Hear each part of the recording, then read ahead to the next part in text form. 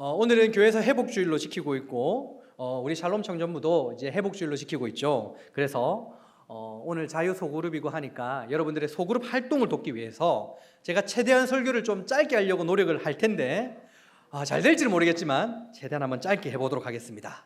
할렐루야. 복음의 소식을 처음부터 전했습니다. 오늘은 사사기 1장 27절부터 우리가 36절까지의 말씀만 읽었지만은 사실 오늘 우리가 함께 나눌 내용은 지난주에 10절까지 우리 다뤘죠. 11절부터 36절의 말씀 모두를 한번 함께 다뤄볼 생각입니다. 제가 지난주에 사사기 성경을 이제 이야기하면서 시작하며 사사기 성경이 어떠한 목적을 위해서 기록이 되었다라고 우리가 함께 나누게 되었는데 그게 무엇이었을까요? 사사기는 이때 기록된 목적은, 이 기록된 시기는 애굽의 노예로 있을 때가 아니라 이스라엘 백성들이 광야에서 삶을 살아갈 때가 아니라 언제라고요? 약속의 땅에서 이 하나님의 백성들이 일컫는 이들이 살아가는 이야기, 믿는 자들의 삶의 이야기가 바로 사사기 성경의 내용이라고 말씀드렸습니다. 이것은 하나님의 백성들의 삶의 이야기가 기록된 것이죠. 특히 정복전쟁이 계속됨으로 인해서 이 땅에서 일어나는 믿는 자들의 삶 앞에 일어나는 그 수많은 전쟁을 우리가 어떻게 치러 나가야 하는가를 사사기가 가르쳐주고 있는 것이죠. 우리가 이 땅에서 우리 믿는 자들이 삶에서 마주하는 그 전쟁들은 우리의 전쟁이 아니라 하나님의 전쟁이 되었을 때에 우리가 승리할 수 있다라고 배웠습니다. 그렇다면 하나님의 전쟁이 되기 위해서 어떻게 해야 된다고요? 하나님을 의지해야 된다라고 말씀을 드렸습니다. 여러분, 하나님을 의지하다, 이 의지하다라는 말을 보면 히브리어 원어의 뜻을 보면 정착하다라는 의미를 가지고 있습니다. 그리고 헬라어 의미로 보면 누구누구에게 권한이 있다라는 의미를 가지고 있어요. 자, 다시 의지하다라는 말은 하나님께 정착하다라는 의미를 가지고 있고 헬라어로는 하나님께 그 권한이 있다라는 의미로 사용되어진 것입니다. 우리가 하나님을 의지한다는 것은 우리가 하나님께 정착하는 거예요. 우리가 하나님께 정착했다는 뜻이 무엇이죠? 내 삶에 어떠한 결과가 나타난다 하더라도 모든 결과의 책임, 그 권한은 하나님께 있다. 모든 것들은 하나님의 뜻에 달려있다라는 뜻입니다. 우리가 이 땅에서 하나님의 나라로 정착하며 살아가는 것, 그냥 세상 사람들과 다를 바 없이 살아가는 것이 아니라 이 땅을 살아갈 때에, 천국을 살아갈 때 그것이 바로 하나님을 의지하는 것이고, 우리가 그렇게 하나님을 의지하며 살아갈 때에 가장 중요한 것은 내 삶의 어떤 결과들이 나의 바램과는 전혀 다른 결과가 나타난다 할지라도 그 모든 권한들은 하나님께 있다라는 것을 믿는 것이 바로 온전히 하나님을 의지하는 것입니다. 여러분, 바울이 어떤 말을 했죠? 내가 귀한 그릇과 귀하게 쓸 그릇과 천하게 쓸 그릇 하나님께 있다라고 바울 역시도 말씀했다라는 것입니다. 그게 바로 하나님을 온전히 의지하는 것입니다. 그런데 사사기는 그렇게 하나님 나라 살기, 하나님을 의지하며 살기를 주제로 어떤 내용들이 그 다음부터 이어진다고요? 성공한 이야기였습니까? 실패한 이야기였습니까? 믿는 자들의 실패를 계속해서 드러내고 있다는 것입니다. 믿는 자들이 하나님의 나라를 살아가는데 계속해서 실패한 이야기들이 이 사사기를 통해서 드러나는 이유가 무엇입니까? 이 믿는 자들, 우리 인간들, 저와 여러분들은 불가능하다라는 거예요. 저희들은 하나님의 은혜가 아니면 구제불능의 상태라는 것입니다. 이런 구제불능, 날마다 죄를 짓고 하나님을 멀리하는 저와 여러분들, 이 믿는 자들을 하나님께서 포기하지 않으시고 끝까지 사랑하시고 공의롭게 다스려주는 제 심판 은혜의 이야기가 계속해서 순환적으로 연속해서 나오는 이야기가 바로 사사기 성경이라 말씀을 드렸습니다. 먼저는 유다 지파와 시몬 지파가 그 유명한 아도니베스과의 전쟁을 했었죠. 그 전쟁을 통해서 온전히 하나님을 의지하게 되었을 때 유다 지파가 승리하는 모습들을 우리가 보게 되었습니다. 그리고 함께 읽었던 오늘 본문의 내용이 뭐였죠? 이제 유다 지파, 시몬 지파가 아니라 다른 지파들의 전쟁 이야기가 기록되어 있습니다. 다르게 말하면 전쟁 기록장 같은 그런 내용이 적혀져 있다는 것입니다. 그런데 잘 보세요. 제가 11절부터 36절까지 다룬다고 했죠. 우리가 27절부터 읽었지만 1절부터 10절까지가 지파가, 유다 지파와 시몬 지파가 그 가나안 족속들, 약속의 땅에 있는 족속들을 몰아낸 전쟁을 하는 것입니다. 그죠? 그리고 11절부터 15절을 제외하고 16절부터 보면 그 지파들이 또다시 전쟁하는 이야기가 있는데 이 11절부터 15절의 내용이 가장 문제인 것입니다. 갑자기 뜬금없이 온니엘이 싸우는 전쟁 이야기가 적혀 있다는 거예요. 그리고 나서 다른 지파가 전쟁하는 이야기가 나와 있는 것입니다. 이게 무슨 말이냐면 우리가 10절까지 읽고 11절부터 15절을 딱 떼어내고 16절부터 읽어도 이야기의 흐름이 아무런 부자연스러운 거 없이 그냥 잘 읽어진다는 것이죠. 그리고 실제로 11절부터 15절의 내용은 사사기 이 시대에 기록된 내용이 아닌 것입니다. 사사기 1장 1절의 시작이 뭐죠? 여호수아가 죽은 후에. 그런데 1장 11절부터 15절의 내용은 여호수아 살아 생전에 일어났던 일이라는 거예요. 심지어 여호수아에 기록된 내용인 것입니다. 그러니까 여호수아에 기록된 그 내용의 이야기가 사사기 1장에서 갑자기 뜬금없이 시작되고 있는 거예요. 여러분, 그 이유가 무엇일까요? 먼저 오늘은 1장 11절에서 15절의 내용이 가장 중요하니까 여기에 등장하는 인물들에 대해서 한번 살펴보도록 하겠습니다. 여러분, 여기에 등장하는 인물은 누굴까요? 가장 중요한 사람 누굴까요? 다 중요한데 이름이 기록이 안 되어 있습니다. 그런데 한 분이 중요해요. 누굴까요? 바로 여호수아입니다. 여호수아서에 기록된 내용이라고 했죠. 여호수아 생전에 기록된 내용이라는 있었던 일이라는 것입니다. 그리고 갈렙의 신앙 얘기 나오고 최초의 사사였던 온니엘의 이야기와 이제 그의 부인이 될 악사의 이야기가 나온다라는 것입니다. 이 네 명을 위주로 이제 11절에서 15절의 말씀을 대략적으로 한번 살펴보도록 하겠습니다. 그렇다면 왜 뜬금없이 이 11절과 15절의 내용이 이 여호수아에 기록된 이 내용이 갑자기 등장하고 있었을까요? 유다의 아도니 베셋과의 그 전쟁에서 승리하게 되었다는 것을 보게 되었고, 우리가 읽었던 본문의 내용은 다른 지파들이 다른 종족들을 쫓아내는 이야기, 이제 전쟁 이야기가 나타나는데 뭔가 찜찜한 내용들이 계속해서 이어지고 있습니다. 뭔가 찜찜하죠. 그것을 느끼게 해주는 단어가 있습니다. 가장 많이 사용되어지는 단어, 바로 쫓아내지 못하였더라. 하나님의 백성들이 하나님의 나라 안에서 살아가는데, 하나님의 약속하신 그 땅에서 살아가는데 하나님의 그 백성들이 순종하지 않는 모습이 바로 이 쫓아내지 못하였더라라는 말에 담겨져 있다라는 것이에요. 실제로 우리가 사사기 2장을 보면 이 순종하지 못함에 대한 하나님의 책망이 이어지고 있다라는 것을 볼 수 있습니다. 그러니까 순종하여서 승리한 내용이 있고, 그 다음에 순종하지 않아서 쫓아내지 못한 불순종의 이스라엘 모습들이 드러나는 겁니다. 그런데 그 중간에 지금 11절과 15절의 내용이 중간에 딱 자리 잡고 있다라는 거예요. 오늘은 이 의도가 무엇인지 한번 살펴보겠습니다.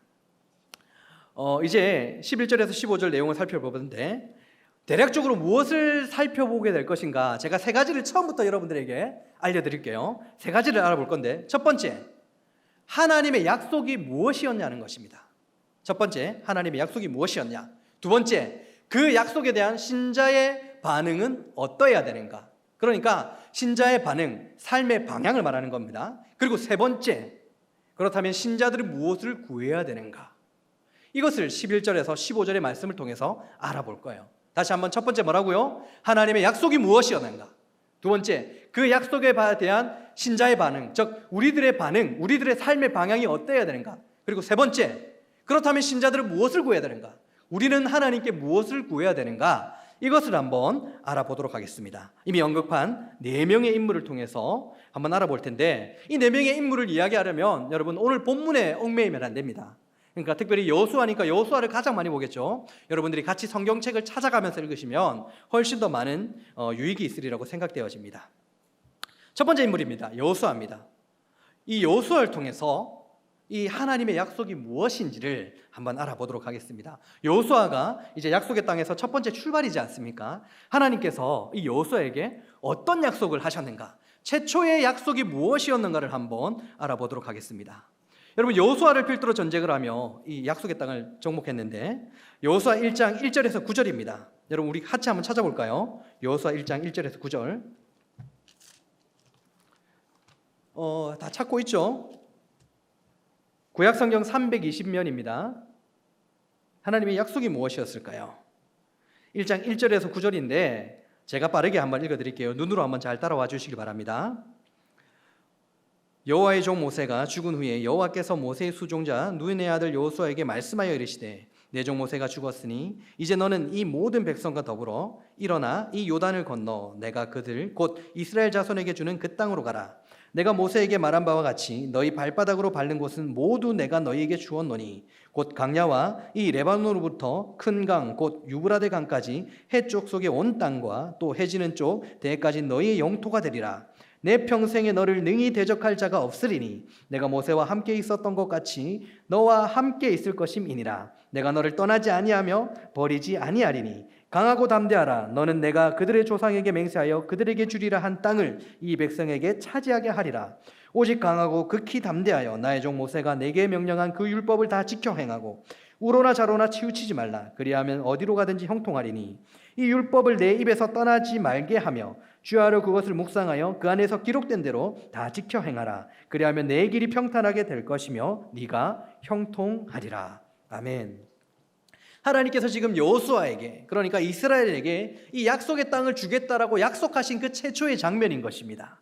자, 우리가 지금 읽었던 이 한글 성경을 보면 잘 보세요.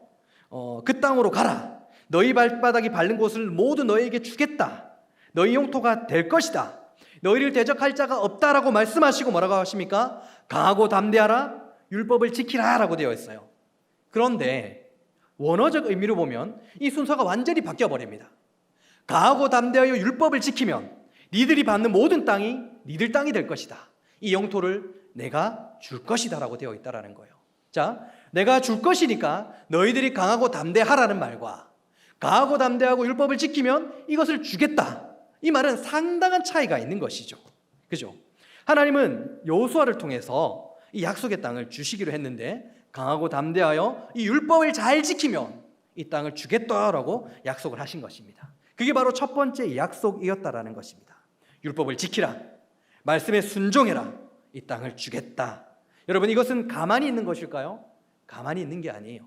이것은 가만히 있는 것이 아니라 하나님의 말씀, 이 성경을 우리가 우리 삶에서 살아내기 위해서 적극적으로 우리의 삶에 부딪혀내는 내용이라는 것입니다. 실제로 여리고성과의 전쟁을 통해서 하나님의 말씀에 순종하여서 그들은 하나님이 나서시는 전쟁, 정말 무게 하나 들지 않고 전쟁에 승리하는 모습들을 우리는 볼 수 있게 되었습니다. 그런데 그 이후에 아이성과의 전투는 어땠습니까? 만만해 보이던 그 아이성과의 전투는 그들이 승리하지 못했어요. 너무나 비참한 모습을 보였습니다. 그 이유가 무엇이겠습니까? 여호수아 7장 11절입니다. 이스라엘이 범죄하여 내가 그들에게 명령한 나의 언약을 어겼으니. 여러분, 이들이 약속의 땅에 있는데 하나님 나라 살기를 하고 있는데 그들이 실패한 이유가 무엇이었습니까? 하나님의 말씀에 불순종했기 때문에, 그 언약을 지키지 않았기 때문에 그들은 실패했다라는 것입니다. 여러분, 약속의 땅에서 하나님의 약속이 무엇이었죠? 말씀에 순종하면 주리로 간 땅을 주겠다. 신자인 저와 여러분들이 이 땅에서 하나님 나라로 살아가며 승리하는 그 비결이 무엇일까요? 그것은 바로 하나님의 말씀, 그 약속을 믿고 그 말씀대로 살아내는 것을 말합니다. 날마다 하나님의 말씀을 묵상하며 말씀으로 여러분들의 삶의 현실들, 말씀으로 여러분들의 삶의 그 시간들을 부딪히며 살아가는 것이 바로 이 땅에서 하나님의 나라를 살아가는 것이다. 그것이 승리하는 것이다 라고 말씀해 준 거예요. 이게 바로 여호수아에게 한 말이며 바로 저와 여러분들에게 이 시대에 하나님께서 다시 한번 하시는 말씀이라는 것입니다. 여호수아처럼 하나님의 말씀 앞에 강하고 담대하게 살아갈 때 우리는 승리하게 될 것입니다. 그 삶을 살 줄 알아서 정말 우리 샬롬 청년들이 이 땅에서 하나님의 나라를 살아갈 수 있는, 세상 사람들과 세상 나라가 아니라, 세속적인 나라가 아니라 이 땅에서 저와 여러분들은 하나님의 나라를 살아낼 수 있기를 간절히 소망합니다. 이제 두 번째입니다. 첫 번째가 바로 하나님의 약속이 무엇이었는가를 알아보는 것이고, 이제 두 번째가 무엇일까요? 두 번째는 바로 하나님의 약속에 대한 우리들의 반응, 이 신자들의 반응은 어떠해야 되는가, 우리의 삶의 방향인 것입니다. 우리가 여호수아 14장을 보면 이스라엘이 땅을 분배하는 장면이 나와요. 각 지파가 이제 땅을 분배하게 되는데, 여러분, 이스라엘 12지파가 땅을 분배할 때 어떻게 분배합니까? 답을 맞추면 제가 쿠키 하나 드립니다. 다 맞죠? 제비뽑기 주세요. 제비뽑기로 이들이 그 땅을 분배받게 되었습니다. 자, 이때부터 여러분들의 상상력이 이제 동원되어야 돼요. 만일 여러분들이라면 시골 구석에 있는 초라한 집, 그 땅을 원할까요? 수성구 범호동에 있는 최고급 아파트를 원할까요? 지금 제비 뽑아야 됩니다. 나의 노력과 나의 의지와 아무런 상관이 없어요. 제비 뽑아서 이것이 결정되는 거예요. 여러분 무엇을 원하십니까? 저 같으면 범어동 맞죠? 그가 제일 비싼 데 맞죠? 거기 있는 그 최고급 아파트를 저는 원할 것입니다. 절대 시골에 있는 초라한 집을 원하지 않을 것 같아요. 지금 이 제비 때문에 이 모든 게 결정나게 되었다는 것입니다. 그런데 중요한 것은 갑자기 갈렙이 등장합니다. 난데없이 갈렙이 등장해서 어떤 말을 하냐면 이 산지를 내게 주소서라고 말을 한다는 거예요. 여러분 갈렙이 달라고 하는 땅, 이 땅이 어떤 땅일까요? 제가 한번 읽어드리도록 하겠습니다. 이제 보소서 여호와께서 이 말씀을 모세에게 이르신 때로부터 이스라엘이 광야에서 방황한 이 45년 동안을 여호와께서 말씀하신 대로 나를 생존하게 하셨나이다. 오늘 내가 85세로 돼. 이제 갈렙이 85세라고 말합니다. 모세가 나를 보내던 날과 같이 오늘도 내가 여전히 강건하니 내 힘이 그때나 지금이나 같아서 싸움이나 출입에 감당할 수 있으니 그날에 여호와께서 말씀하신 이 산지를 내게 주소서. 당신도 그날에 들으셨거니와 그곳에는 아낙 사람들이 있고 그 성읍들은 크고 견고할지라도 여호와께서 나와 함께 하시면 내가 여호와께서 말씀하신 대로 그들을 쫓아내리이다 하니. 아멘. 여러분들이 지금 갈렙이 이 산지를 내게 주소서라고 말하고 있는데 그 산지는 누가 살고 있었다고 말합니까? 아낙 자손들. 이 아낙 자손들이 살고 있는 그 땅은 어떤 땅이었을까요? 자, 여러분 지금 우리가 두 번째로 알아보고 있는 게 무엇이라고 했죠? 첫 번째가 하나님의 약속이 무엇이었는가? 두 번째가 바로 그 신자들의 반응, 약속에 대한 신자들의 반응이라고 했죠. 이 땅을 살아가는 하나님의 나라를 살아가는 저와 여러분들이 삶의 방향, 그 반응을 알아보는 것인데, 자, 갈렙이 지금 여호수아 14장에서 아낙 자손들이 살고 있는 그 땅을 달라고 한 것은 여러분 위대한 신앙 고백인 것입니다. 왜냐하면 그 땅은 누구도 가기 싫어했던 땅, 거인들이 살고 있는 땅이었기 때문인 거예요. 그 지파 사람들은, 이스라엘 지파 사람들은 그 아낙 자손이 살고 있는 그 땅을 가기 싫어했다라는 거예요. 그런데 갈렙이 갑자기 나타나서 내가 그 땅에 가겠다, 그 산지를 내게 주소서라고 말씀하고 있습니다. 어떻게? 하나님께서 자신에게 약속하셨으니 이 산지를 내게 주소서. 이 갈렙의 고백이 왜 위대한 신앙 고백이 되어질까요? 민수기를 보도록 하겠습니다. 민수기 13장을 보면 어떤 일이 일어날까요? 그들이 광야에 있을 때 약속의 땅을 정탐하는 사건이 일어납니다. 그때 그 정탐할 때 갈렙도 함께 있었죠. 제가 한번 읽어드릴게요. 40일 동안 땅을 정탐하기로 마치고 돌아와 바란 강야 가데스에 이르러 모세와 아론과 이스라엘 자손의 온 회중에게 나와 그들에게 보고하고 그 땅의 가의를 보이고 모세에게 말하여 이르되 당신이 우리를 보낸 땅에 간즉 과연 그 땅에 적과 꿀이 흐르는데 이것은 그 땅의 가을이니이다. 그러나 그 땅 주민은 강하고 성읍은 견고하고 심이 클 뿐 아니라 거기서 아낙 자손을 보았으며 아말렉익은 남방 땅에 거주하고 헤딘과 여부스인과 아모리에는 산지에 거주하고 가나안은 해변과 요단가에 거주하더이다. 갈렙이 모세 앞에서 백성에게 조용하게 하고 이르되 우리가 곧 올라가서 그 땅을 치하자 능히 이기리다 하나 그와 함께 올라갔던 사람들은 이르되 우리는 능히 올라가서 그 백성을 치지 못하리라. 그들은 우리보다 강하리라 하고 이스라엘 자손 앞에서 그 정탐한 땅을 악평하여 이르되 우리가 두루다니며 정탐한 땅은 그 거주민을 삼키는 땅이요 거기서 본 모든 백성들은 신장이 장대한 자들이니 거기서 네피립 후손인 아낙 자손의 거인들을 보았나니 우리는 스스로 보기에도 메뚜기 같으니 그들이 보기에도 그와 같았을 것이니라. 그리고 그 이후에 이들이 어떻게 반응했을까요? 온 회중이 소리 높여 부르짖음에 백성이 밤새도록 통곡하였더라. 이스라엘 자손이 다 모세와 아론을 원망하며 온 회중이 그들에게 이르되 우리가 애굽 땅에서 죽었거나 이 강야에서 죽었으면 좋았을 것을. 여러분 지금 이게 어떤 내용이죠? 가나안 땅을 정탐하여서 갈렙은 우리는 그 땅을 이길 수 있습니다. 그 땅은 인간을 삼키는 땅이라 할지라도 거인들이 있는 땅이라 할지라도 하나님께서 함께 하시고 하나님께서 그 땅을 주시기로 약속하셨기에 우리는 그곳에 가야 하며 또한 승리할 것입니다 라는 그러한 고백이었다라는 것입니다. 지도자가 없는 이스라엘에게 갈렙과 같은 이와 같은 행동이 주는 교훈이 무엇일까요? 바로 우리의 삶의 방향, 신자들의 삶의 방향, 하나님께서 지시하는 그 땅으로 가는 그 방향을 가르쳐 준다라는 것입니다.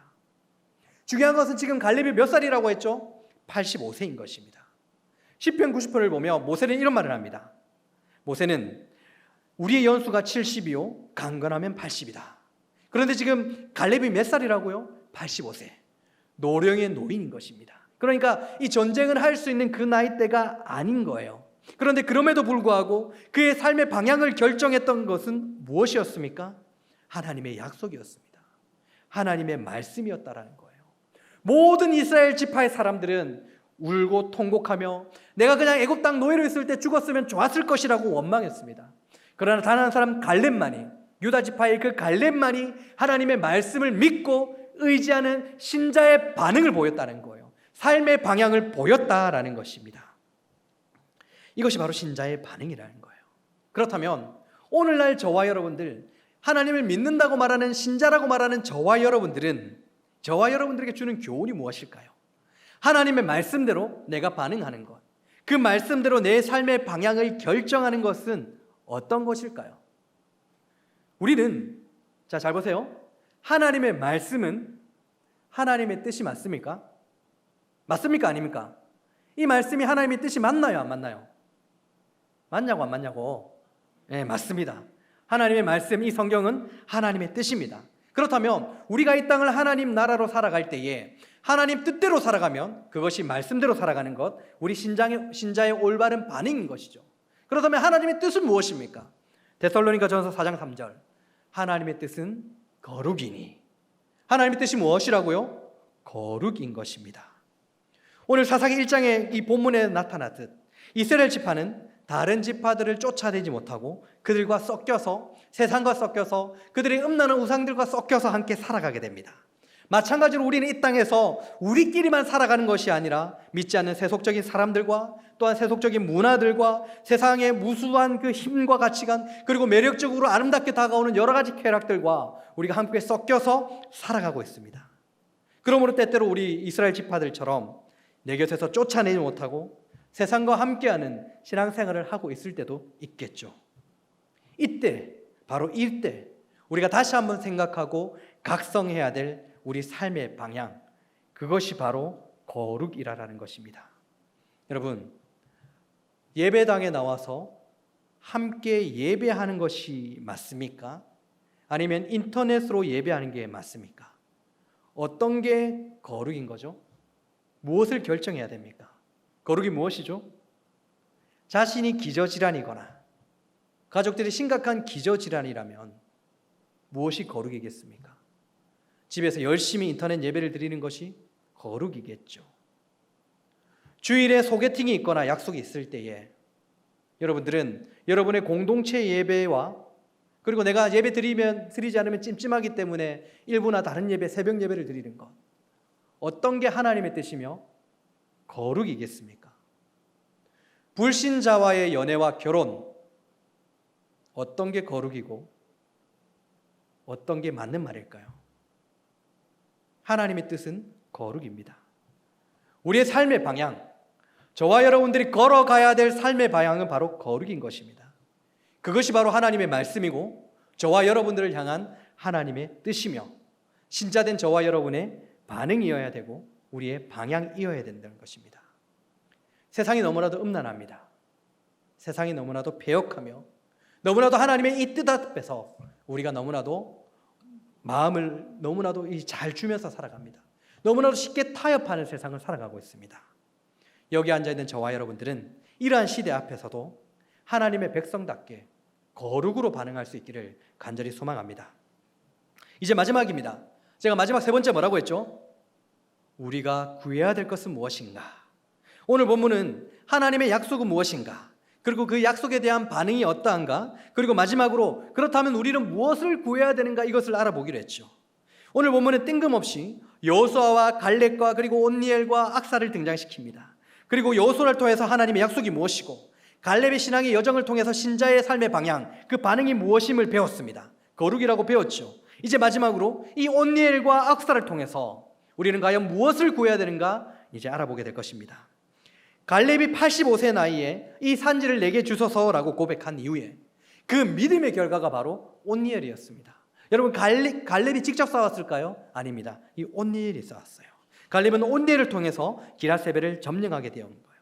이를 점령하는 자에게 자신의 딸 악사를 주게 된다고 약속을 하게 되어진 것입니다. 갈렙의 막내 동생이었던 그나스의 아들 그리고 최초의 사사였던 이 온니엘이 갈렙의 믿음대로 이를 쳐서 점령하게 되었고 그가 악사를 자신의 아내로 맞이하게 되었죠. 그리고 그 악사가 이제 출가할 때에 아버지에게 복을 달라고 요구합니다. 복을 주소서. 그리고 한 가지 구하는 것이 있습니다. 그게 무엇일까요? 사사기 1장 15절입니다. 중요한 구절이니까 함께 한번 읽어보도록 하겠습니다. 자, 배에 힘을 주고 우리가 큰 소리로 한번 읽어보도록 하겠습니다. 자, 준비 시작.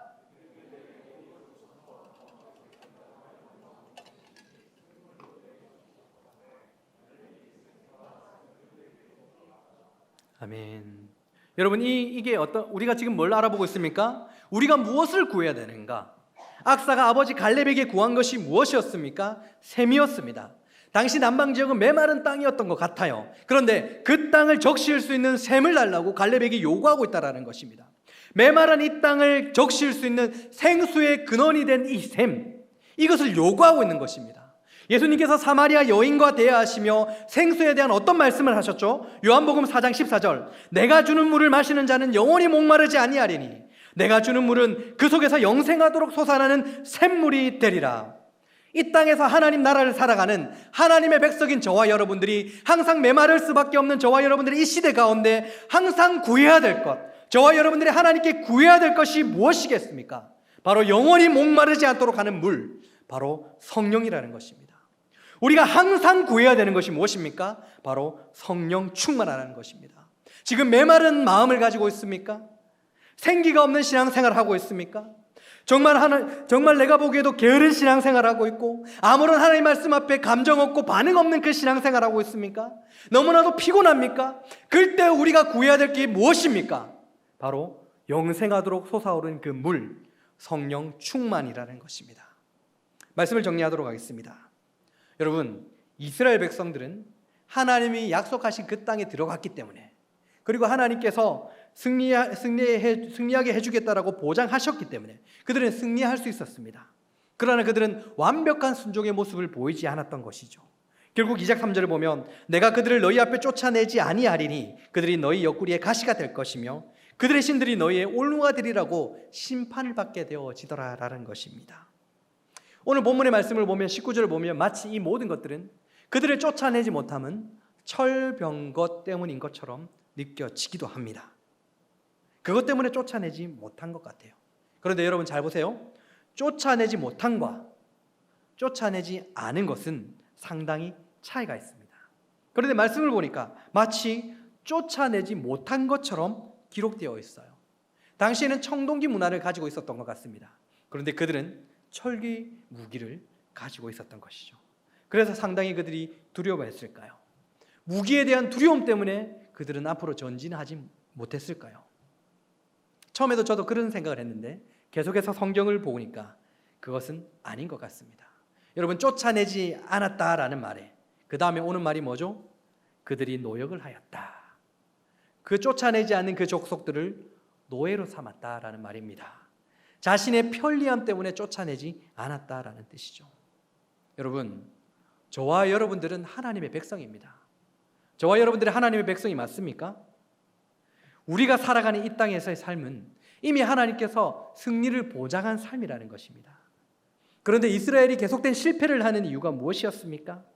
그 말씀에 대한 불순종, 모두 진멸하라는 그 말씀에 대한 쫓아내지 못함의 불순종이었다라는 것입니다.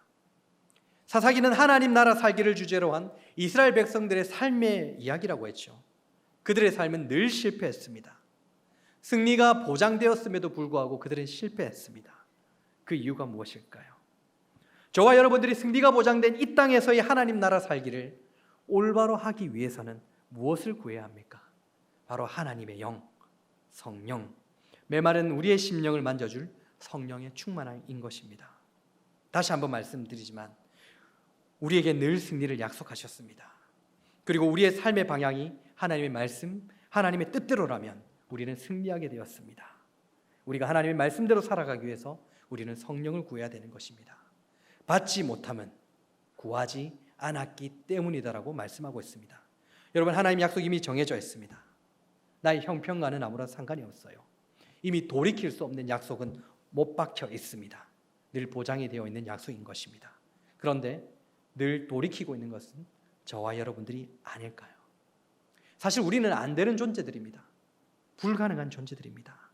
우리는 우리 스스로 거룩하게 살아보려고 꽤나 노력하는 사람들이죠. 그런데 안 됩니다. 반복해서 습관적인 죄, 어떻게든 내가 이겨보겠노라고 발버둥 치지만 안 돼요. 제가 다시 한번 말씀드리지만 여러분들 자신을 신뢰하지 마십시오.